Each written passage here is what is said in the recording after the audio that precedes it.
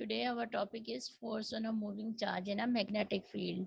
पहले हम कंडक्टर के बारे में पढ़ा था कि हमारे पास जो फोर्स होती है कंडक्टर के ऊपर क्या होती है. Today we will discuss about the force on a moving charges in a magnetic field. कि किसी भी चार्ज को मैग्नेटिक फील्ड में हम प्लेस करेंगे तो उसके ऊपर कौन सी फोर्स जो है वो अप्लाई होगी, उसकी वैल्यू जो है वो कैलकुलेट करेंगे.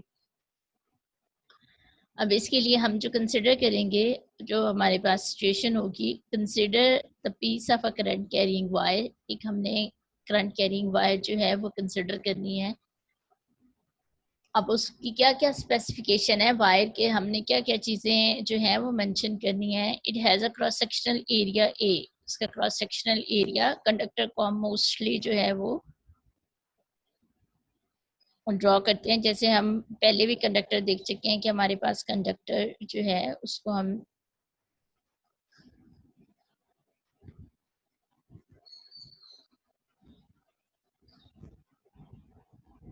ये हमारे पास कंडक्टर है. इसका क्रॉस सेक्शनल एरिया ये यहाँ से लेकर यहाँ तक ये जो एरिया हम कंसीडर करते हैं सर्कुलर फॉर्म में, वो हमारे पास क्या है, ए है.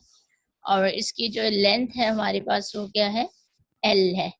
तो वॉल्यूम फिर क्या बनेगा, length multiply by area will make the volume. तो ए एल हमारे पास उसका क्या हो जाएगा, वॉल्यूम. एक कंडक्टर हमने कंसिडर किया है और उस कंडक्टर उस वायर का एक सिर्फ पीस हमने कंसिडर किया है.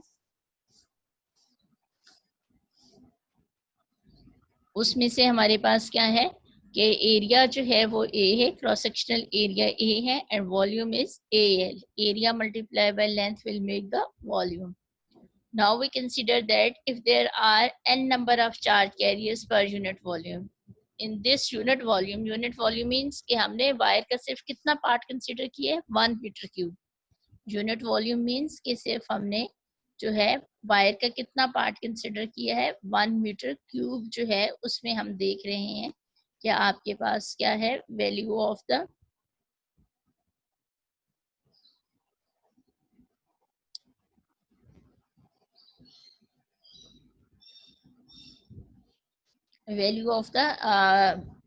नंबर ऑफ चार्ज कैरियर्स कितने हैं. ठीक है, कोई भी हो सकता है, हमने जर्नल ले लिया एंड चार्ज कैरियर्स है.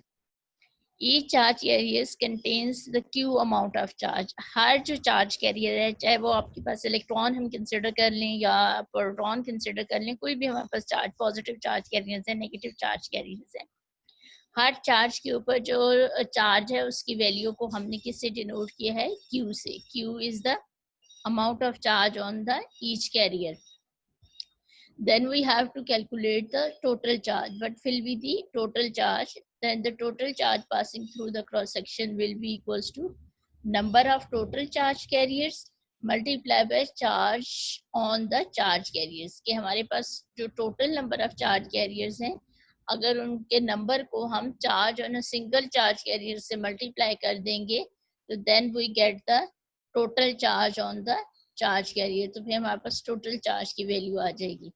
अब ये एन ए एल तो हमारे पास क्या था, टोटल वॉल्यूम था जो हम कंसिडर कर रहे हैं. ठीक है, एन उसमें चार्ज, नंबर ऑफ चार्जेस हैं, तो टोटल वॉल्यूम को जब हम नंबर ऑफ चार्ज से मल्टीप्लाई करेंगे तो हमारे पास टोटल चार्ज कैरियर्स आ जाएंगे. तो N A L will give us the number of total charge carriers and we also know that the charge on a single charge will be equals to Q. Therefore, we get the result NaLQ. NaLQ is the total charge. We can say that it's the total charge Q on all charge carriers के 1 metre cube जो हमने wire का part consider किया है उसमें जो total हमारे पास charge मौजूद है उसकी वैल्यू कितनी है, NaLQ के इक्विवेलेंट है.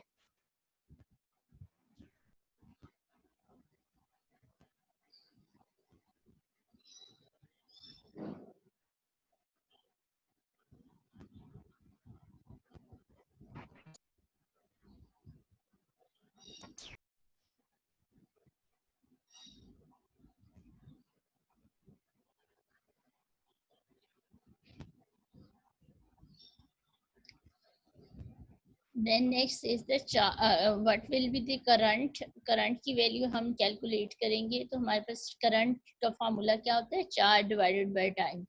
करंट का हमारे पास फार्मूला होता है चार्ज डिवाइडेड बाय अब चार्ज हम कैलकुलेट कर चुके हैं, हमारे पास चार्ज की कितनी वैल्यू है, चार्ज की वैल्यू है NaLQ.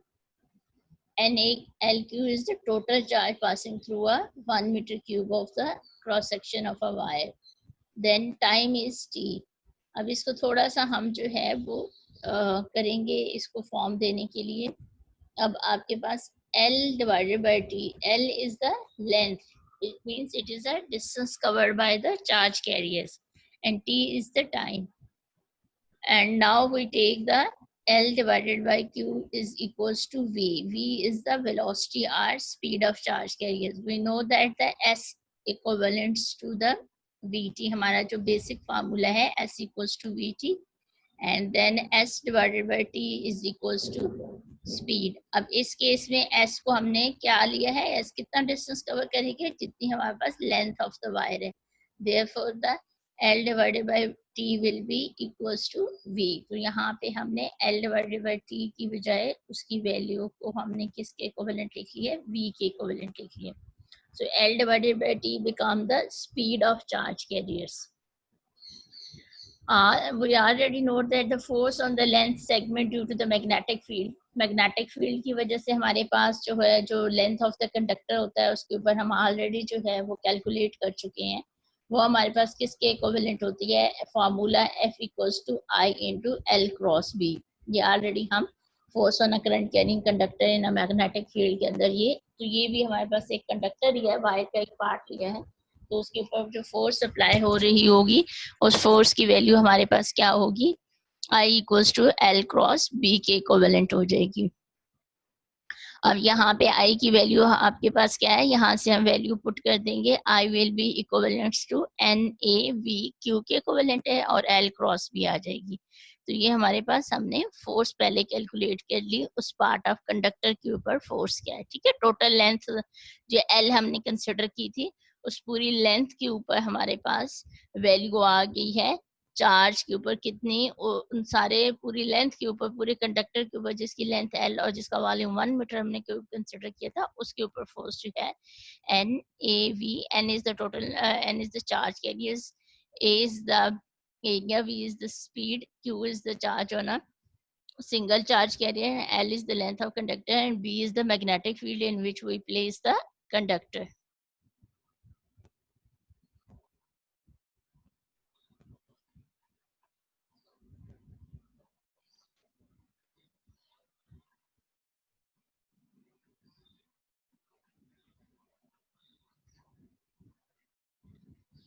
अब इसके हमारे पास क्या आ जाएगा, F equals to NaVQ L cross P के इक्विवेलेंट आ जाएगा. अब जो वेक्टर L है उसको हम किस फॉर्म में लिखेंगे, L इंटू V. हमारे पास V जो है वो बार के इक्विवेलेंट हमने लिख लिया. V हमारे पास क्या है, इसका यूनिट वेक्टर है. कोई भी हमारे पास जो होता है, जब हम लिखते होते हैं वेक्टर तो उसको हम रिप्रेजेंट करते होते हैं vector magnitude of vector multiply by its unit vector. तो यहाँ पे हमने इसका यूनिट वेक्टर क्या लिख लिया है, V आपके पास है. V के ऊपर जो है वो कैप डली हुई है, तो ये इंडिकेट कर रहा है कि ये इसकी जो है वो डायरेक्शन को शो करेगा. ठीक है, जो वेलोसिटी की उसकी स्पीड की डायरेक्शन होगी वही जो है उसकी लेंथ की डायरेक्शन होगी. अब इसमें हमने L की बजाय L इंटू V जो है वो हमने लिख लिया है. V के ऊपर हमने कैप डाल दिए. V cap is indicating the its unit vector. इसको हम थोड़ा सा और जो है वो सिंप्लीफाई करेंगे ताकि हम इसको V की फॉर्म में जो है लेके आए. यहाँ पे ये जो L है इसको आउटसाइड, क्योंकि L मैग्नीट्यूड है तो ये हमारे पास इस प्रोडक्ट से बाहर हम लिख लेंगे. और ये जो V है, ये V क्या है, ये मैग्नीट्यूड था, इस मैग्नीट्यूड को अंदर ले आएंगे. तो अगेन हमारे पास क्या आ जाएगा, ये आपके पास V जो है मैग्नीट्यूड हो जाएगा और ये V कैप क्या है, इसका यूनिट वेक्टर हो जाएगा. तो magnitude multiply by unit vector is equals to vector. किसी भी वेक्टर को रिप्रेजेंट करने का मेथड क्या होता है, पहले हम इसका मैग्नीट्यूड प्लेस करते हैं फिर उसका यूनिट वेक्टर लिखते हैं. तो V into V cap is equals to V vector बन गया. तो अब ये V इंटू V कैप की बजाय वेक्टर V लिख लेंगे. तो हमारे पास फोर्स क्या आ जाएगी, NaLQ V multiply by V cross product B, हमारे पास अब हमारे पास जो फोर्स ऑन चार्ज कैरियर्स के ऊपर आ जाएगी वो हमारे पास कितनी आ जाएगी,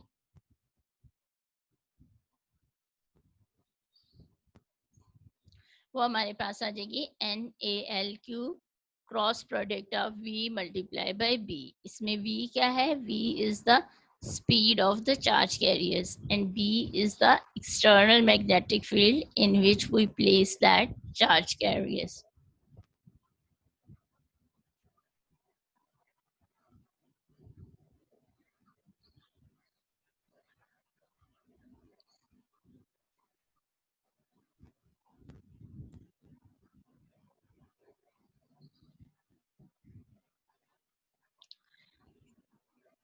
अच्छा जी, नेक्स्ट हमारे पास क्या हो जाएगा, ये तो हमारे पास जो वैल्यू ऑफ फोर्स आई है वो पूरे लेंथ के ऊपर, पूरे कंडक्टर के ऊपर 1 यूनिट जो है आपके पास मीटर क्यूब कंडक्टर के ऊपर।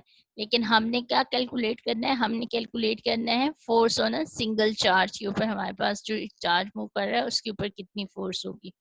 तो उसके लिए हम क्या करेंगे, the force experienced by a single charge carrier is equals to F equals to F N divided by N A L. F N का मतलब होता है टोटल जो n नंबर ऑफ कंडक्टर्स है, n number of charge carriers है, उनके ऊपर कितनी है। तो अगर हमने सिंगल में कैलकुलेट करनी है तो फिर हम total number of charge carriers को डिवाइड कर देंगे, ठीक है। तो हमारे पास क्या हो जाएगा, F N divided by N A L Q. तो इसमें से एफ एन की वैल्यू हमारे पास क्या थी, एफ एन जो है वो हमारे पास क्या था, एन ए एल क्यू था into B cross B. This is the value of the force on the conductor divided by number of charge carriers. तो number of charge carriers क्या थे, NaLQ। NaLQ get cancelled with NaLQ. This is the force on total charge carriers. और अब हम single charge carriers, तो single charge carriers के लिए हम करने के लिए फिर हम क्या करेंगे, जैसे हम डिवीजन सिंपल करते होते हैं कि अगर टोटल 10 है तो आपने इसको 5 में डिवाइड करना है, तो उस नंबर को फिर हम कितने लोगों में डिवाइड करना होता है उससे हम डिवाइड कर देते हैं। तो यहाँ पे टोटल हमारे पास चार्ज कैरियर्स जो NaLQ थे, इसलिए हमने सिंगल को कैलकुलेट करने के लिए NaL से डिवाइड कर दिया। तो रिमेनिंग टर्म हमारे पास आ गई Q V in cross B. So the force on a single charge will be Q into V cross B. एक single charge carrier when placed in a magnetic field, then the force experienced by it will be equals to F equals to Q cross product of B cross B. Now if we take the charge carrier is electron, अगर Q जो charge carrier electron है तो फिर हम Q को replace कर देंगे -E से। Minus is the sign of the charge on the electron, क्योंकि इलेक्ट्रॉन के ऊपर चार्ज क्या होते हैं, नेगेटिव चार्ज होते हैं। And therefore in the case of proton, because proton is carrying a positive charge, so we don't put the negative sign, we just write it F equals to E into V cross B। तो फिर हम सिर्फ proton के लिए E into V cross B लिखेंगे। तो अब हमारे पास फार्मूला जो आ गया for the charge on the charge carriers for the electron is -E into V cross B, and for the proton is proton or any positive charge is equals to E into V cross B के equivalent आ गया।